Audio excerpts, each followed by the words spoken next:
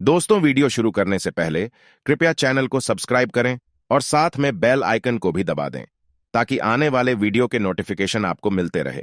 दोस्तों, क्या आप भी प्रेशर के समय रिलैक्स करने के लिए या फिर सोने से पहले शॉर्ट और रील्स स्क्रॉल करते रहते हैं?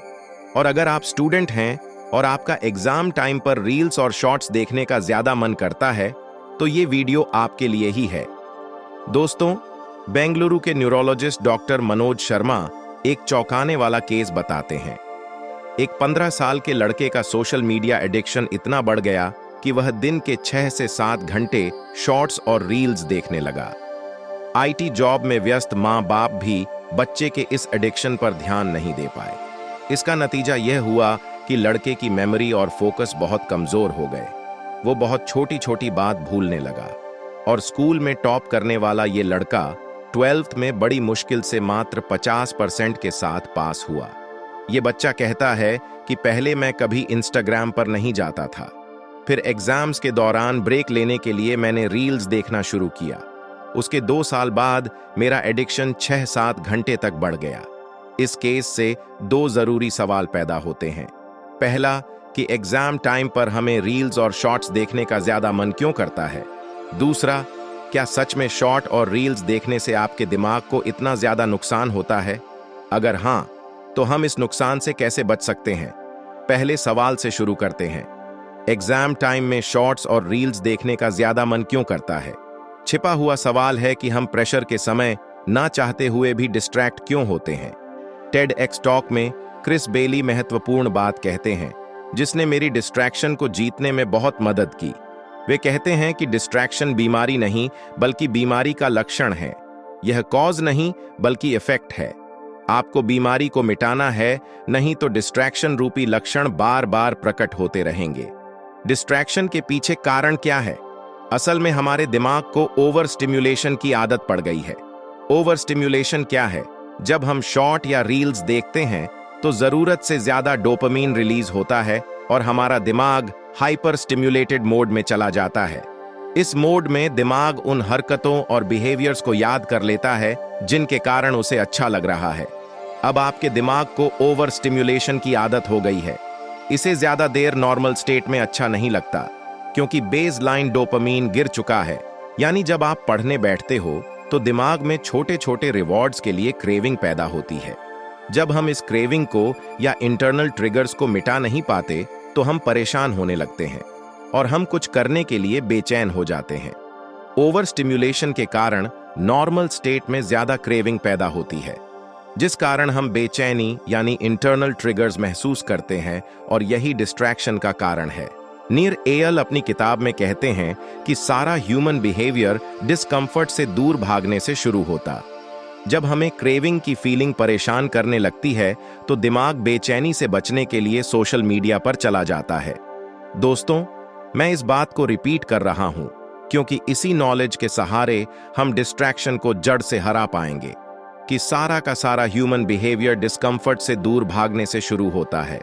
इसलिए एग्जाम के पास आने पर हमको और बेचैनी महसूस होती है। हम समझ नहीं पाते इससे कैसे निपटना है, तो इस अनकंफर्टेबल फीलिंग से ध्यान हटाने के लिए हम शॉर्ट्स और रील्स पर चले जाते हैं।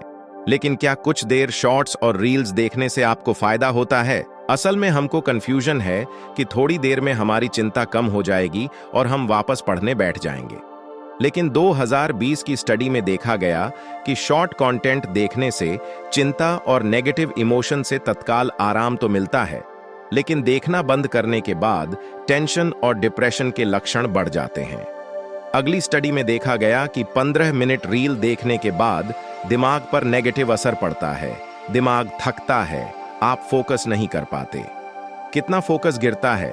2020 की स्टडी में देखा गया कि कंसंट्रेशन और अटेंशन लेवल में 40% की गिरावट आती है और यह गिरावट करीबन 25 मिनट बनी रहती है। 2019 की रिसर्च स्टडी में देखा गया कि जब आप फ्लो स्टेट से निकलकर 5 मिनट का वीडियो ब्रेक लेते हो तो दिमाग को उसी लेवल का कंसंट्रेशन बनाने में 25 मिनट लगते हैं। यह तो हुआ शॉर्ट टर्म नुकसान। रिसर्च में पाया गया कि लॉन्ग टर्म में शॉर्ट कंटेंट के एडिक्शन से आपके दिमाग का कॉग्निटिव कंट्रोल खराब होता है। कॉग्निटिव कंट्रोल क्या है? मान लीजिए कि बड़े जहाज पर एक कप्तान है जिसे एक व्यस्त पोर्ट पर अपना शिप पार्क करना है। इस पोर्ट पर बहुत ट्रैफिक है, कई शिप आ जा रहे हैं, सायरन की आवाज और शोरगुल है।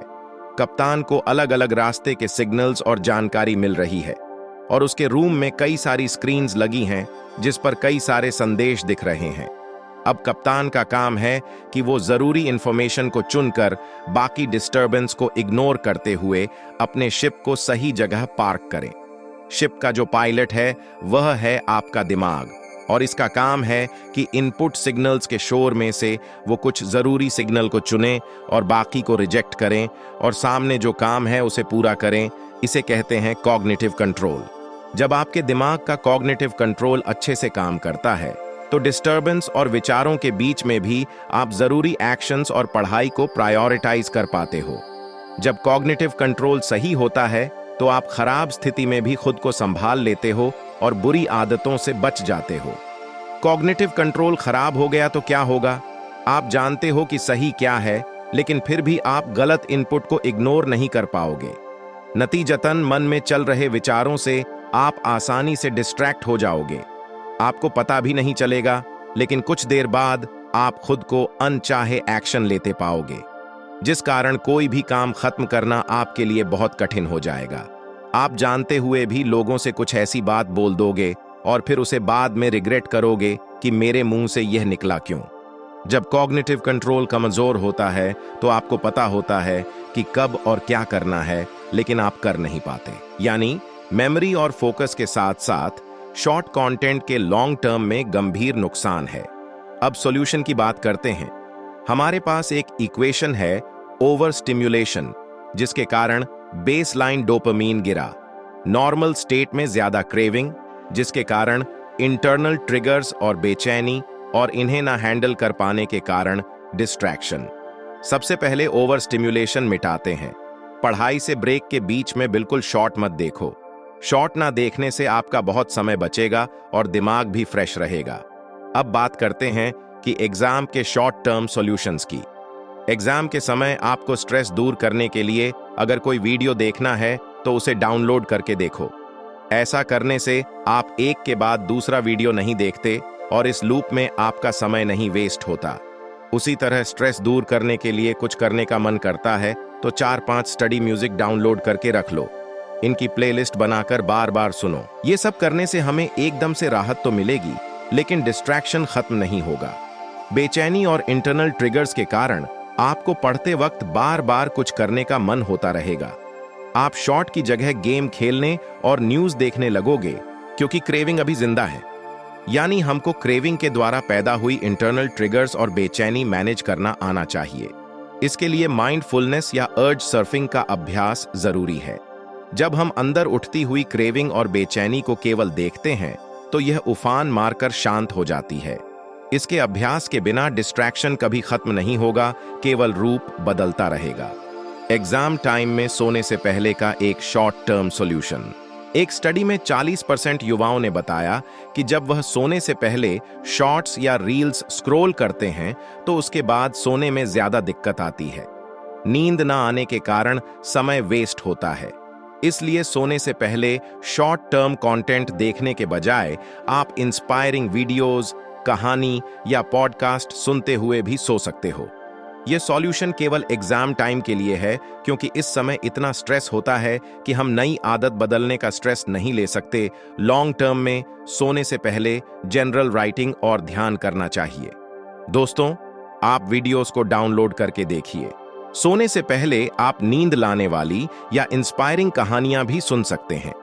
दोस्तों, हर दिन केवल 5 मिनट विजुअलाइजेशन के द्वारा हम अपने सबकॉन्शियस को कंसिस्टेंसी और कमिटमेंट के लिए प्रोग्राम कर सकते हैं। कैसे? इस वीडियो को सेव कीजिए और अभ्यास कीजिए। और याद रखिए दोस्तों, आपके समय से कोई वीडियो, कोई ऐप, कोई न्यूज कीमती नहीं है। आपको हमारी यह वीडियो कैसी लगी? कमेंट करके जरूर बताएं।